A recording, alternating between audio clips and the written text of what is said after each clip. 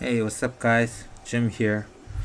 Today I'm going to talk about what I felt for traveling to London for 7 days. So, the first thing I want to talk about is that London is so pretty. This is maybe because of the weather is so nice in London, but it has a lot of parks, a lot of green spaces, mm, and the buildings are very nicely built. It was very harmonious. And it is probably because I stayed in the tourist areas like Zone 1, but but there was not that many tall buildings compared to Seoul, and the streets were very narrow. There was only like two ways for most of the places I've been, even though they were like the main areas of London. And this actually leads to my second point. The second point is that people jaywalk all the time. I don't think anyone even cares about the traffic light at this point. This was very shocking. Uh, and in Korea, it's kind of demoralized thing to cross the street in red light. It's almost considered as a crime. And people could also get fined, even though I don't think nobody jaywalks in Korea. But at the same time, I find myself jaywalk in London all the time. I think it's also because the streets are like two ways. I've rarely seen four ways in London. So, e- because most of the streets are two ways, the wait time for cars is much shorter than in Korea. When in Korea, it takes forever to wait in the car to for the green light. Also, I heard that in London, if you go to the main area like Zone One, you get automatically taxed, and there are a lot of cameras, and they will fine you. So that's why there's not that many cars. And the third point I want to say is that London is very, very scary. Um, I personally met two people in the guest houses I stayed who got their phones snatched, stolen right out of their hands when they were like holding it. One was a girl and one was a guy, and the guy was even like taller and bigger, wider than me. But the bikers, they just like bike on, and they snatch the phone, and then bike away. And as a tourist, that's like a horror story. In Korea, we use cell phones to keep our seats occupied in cafes. So this is kind of a shock for us. I'm like super spoiled. So I try to get really cautious.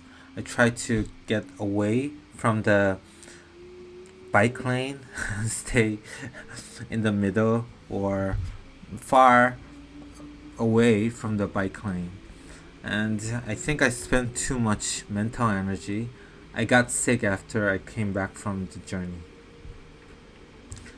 And the fourth thing I felt, it's like probably just because of me, but London doesn't seem that expensive.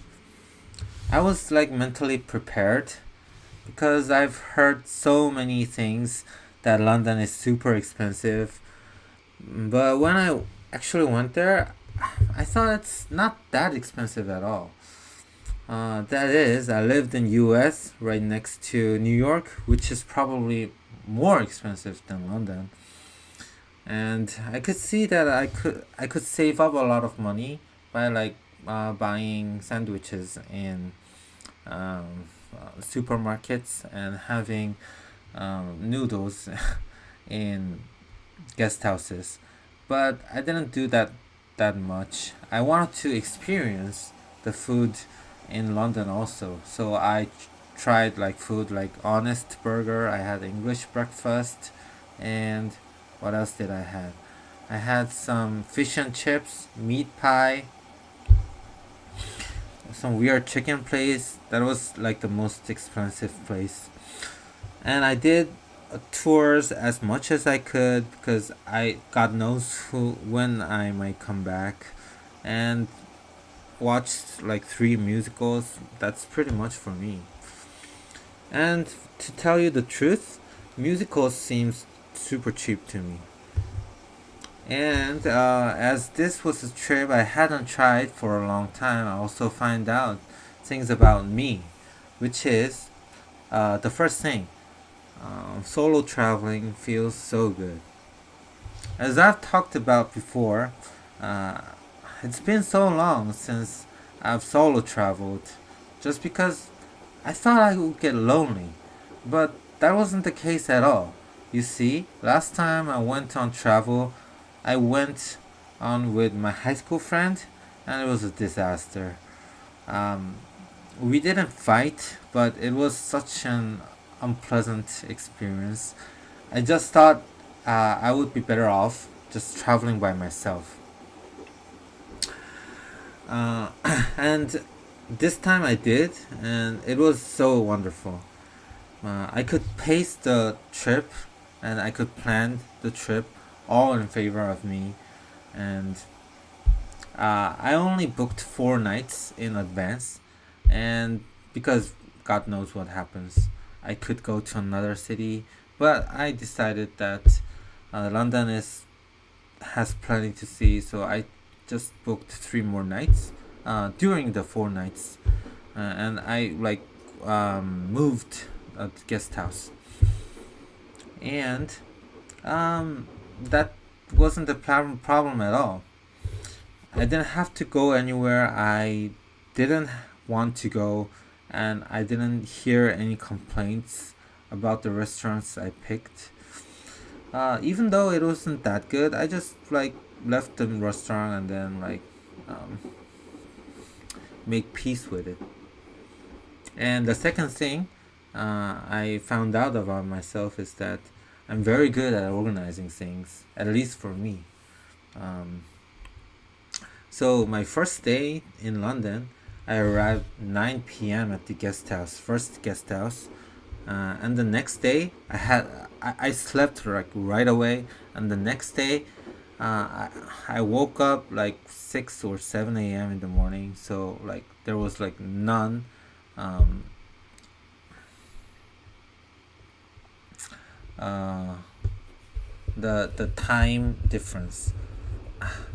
I wasn't suffering about that, and I was having breakfast with the fellow guests, and the girl across me said that she was going on a walking trip across London, and then she booked that the, that morning. So I asked her uh, how did she do that, and I followed that also.